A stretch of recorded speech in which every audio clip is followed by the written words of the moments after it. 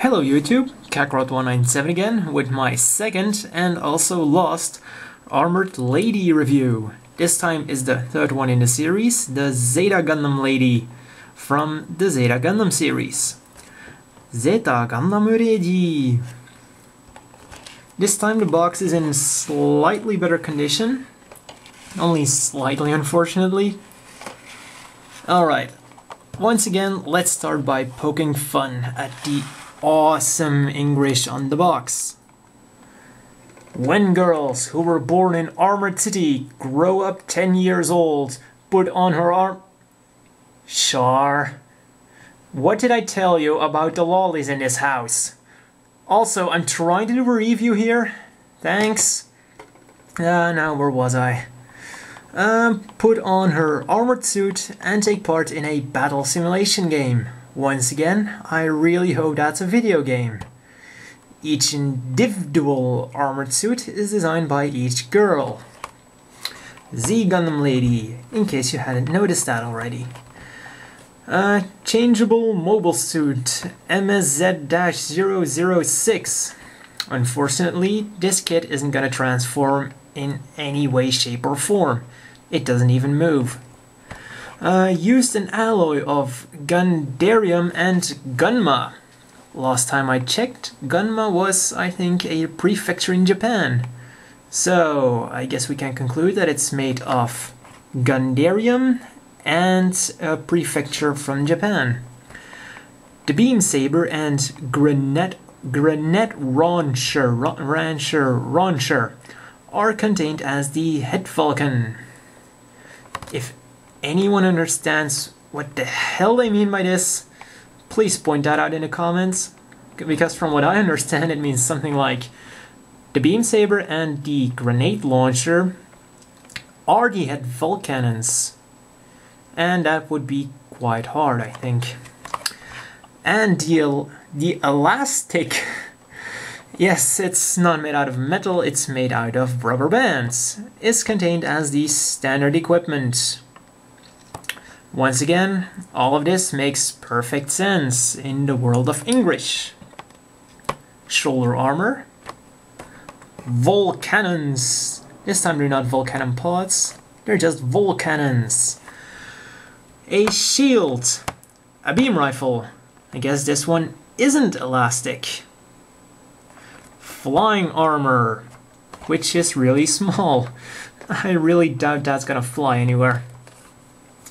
Bernier Slaster, and another Bernier Slaster, and leg armor. These are still feet. Armored Lady, Gundam, Zeta Gundam Lady, 1,500 yen, the original price. Good luck trying to find it at that price. Alrighty, let's see what's inside the box.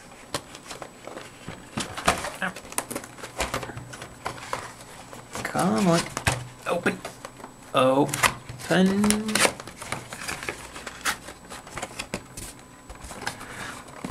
Once again, just like with the Gundam Mark II Lady, a tutorial on how to do the shading on the head, how to paint the eyes,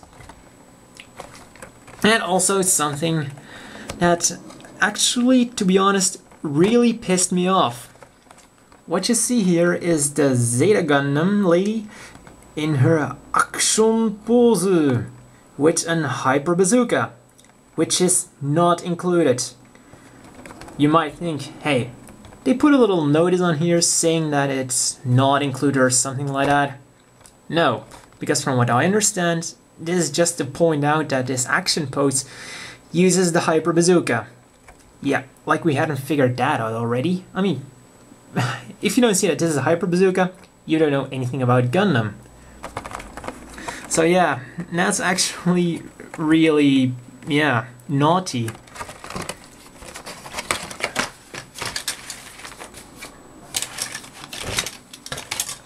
Now onto the runners. Just like with the Mark II Lady, the body is just two halves slapped together. Cones for the arm, well, for the upper arm. This time, yeah, this is less deep. So the cones are also slightly shorter. The thingies, well, the shoulder things, I don't think these have a real name. Shoulder armor, this time as a single piece. Hairpiece, the hands. Once again, surface is flat, so you must have them at a certain angle. Skirt armor, and the traditional V-fin. Once again, the legs are quite sturdy. And the head. And just like the Gundam Mark II lady, everything is really nicely detailed, especially for the age. The flying armor. The butt piece, I guess. And the cones for the upper legs. Now for the accessories, you get a beam rifle, which has the handle molded the wrong way. I mean, really? That's really stupid. Also, something that the manual pointed out is these kids can use weapons from the 144 line, mainly because they're exactly the same scale. Well, exactly the same size, that is. So yeah, that's a really nice feature. A bit more about that later on. And the shield. The bad thing about the shield is there's a peg here, but there's no really hole in the arms to put them, so you have to glue it on. Once again, little tube of glue, which I'm not gonna use. And the eye stickers. Once again, a really nice feature, because I imagine drawing the eyes would be the single most difficult thing on this kit. And a little display base.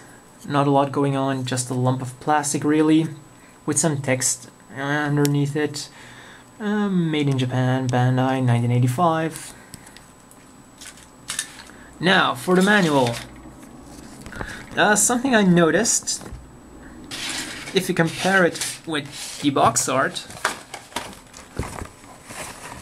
there's a little variation on how you can draw the rear, the butt. You can choose to either put little balls on it,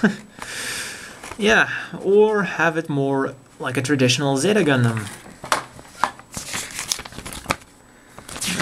Let's see, a single sheet of A4 paper showing you how to make it, and that's what manuals usually do. And also some, once again a little Japanese for more instructions. The upper paragraph, what did it say again? Oh yeah, this is the one that says that you can use other 144 weapons from the other kits from that time, and they really fit snugly into the hands. This is a part of a beam sniper rifle from the Gym Sniper Custom.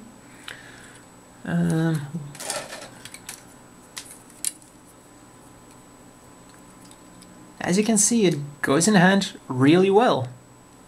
I mean, you have to glue it, but it's the same as anything on this kit, so that's a really nice feature.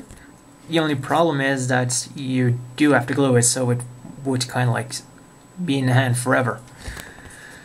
They're pointing out that the Valkyrie lady from Macross can also use those weapons. Very nice. And this part says that you can store the Hyper Bazooka on the Gundam Mark II. The only problem is, I really wonder what they mean by store. I'm fairly sure by storing they mean super gluing it there, because there isn't any storing rack on there. And just like the Gundam Mark II lady, they show you all the parts painted on the runners. Now, as always, the inevitable question is, do you want to buy this? Well, just as with the Gundam Mark II lady, if you're just the average Gunpla fan, don't bother.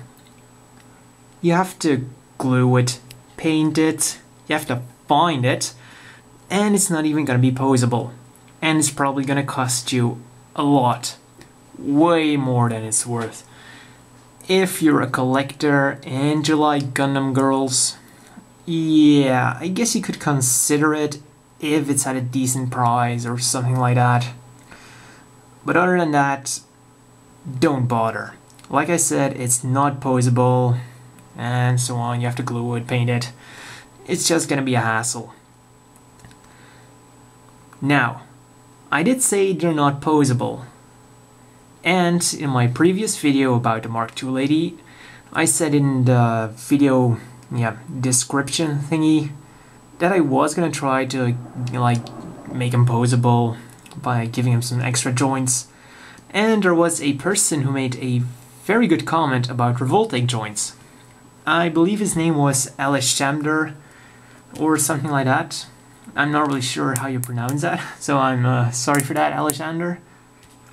And he said something about revolting joints. And to be honest, that was a brilliant comment. I was about to do some really crazy stuff with it, which probably wasn't going to turn out well. And the revolting joints are actually a perfect fit. As you can see, the small ones fit perfect for the arms, the elbows. And yeah, I'm not sure if these are big ones or medium ones. I don't really have a lot of revolting action figures. And these ones are actually a great fit for the legs. So yeah, thanks for that, Alexander. Also, I kind of feel that the Zeta Gundam lady actually is a bit worse than Gundam Mark II lady. I mean, you have the shield that actually has no real place to put it. You have the hyper bazooka that wasn't included. You have the handle for the beam rifle that's molded the wrong way around. So yeah, I would say if you must buy one of these, definitely go for the Mark II lady.